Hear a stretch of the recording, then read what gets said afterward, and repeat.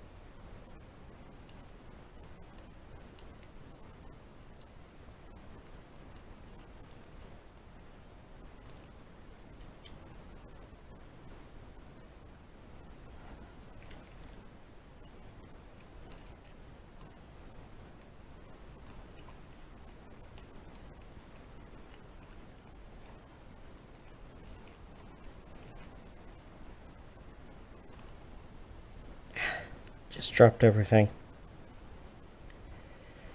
Alright. I would expect to be able to rake it at this point. But if I look at the bidding here, it's kind of like medium, shallow, couple deep, and I know from my relative sporadic practice of raking that I do have difficulty raking such biddings. So, there's that.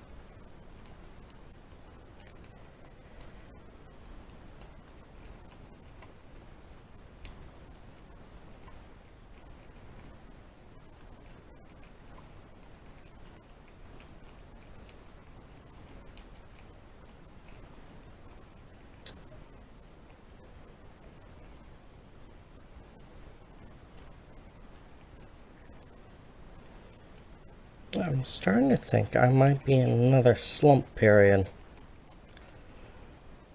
I might just need to go back to basics and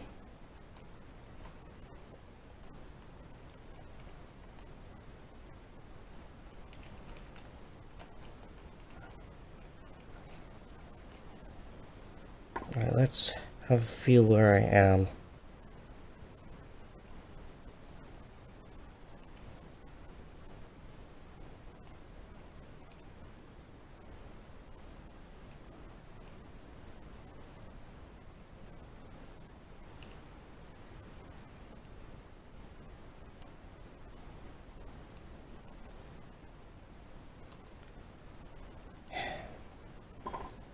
It's set nothing.